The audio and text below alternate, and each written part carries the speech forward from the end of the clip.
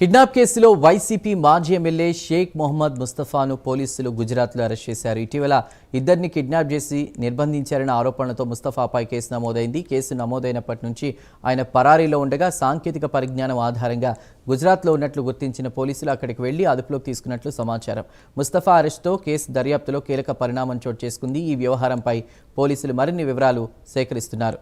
పూర్తి సమాచారాన్ని మా ప్రతినిధి రవికృష్ణ లైవ్ ద్వారా అందిస్తారు. రవికృష్ణ,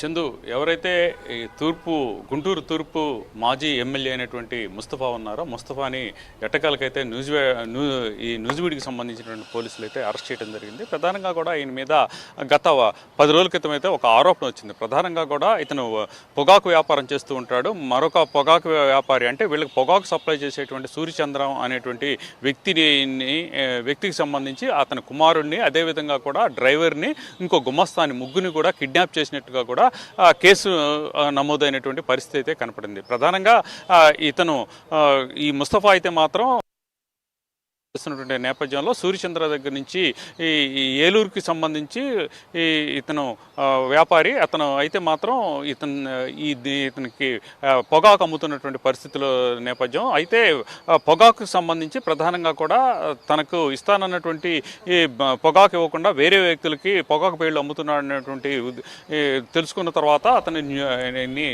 ఈ పొగాకు సంబంధించి రైట్ రవికృష్ణ, మీరు హోల్డ్లో ఉండండి.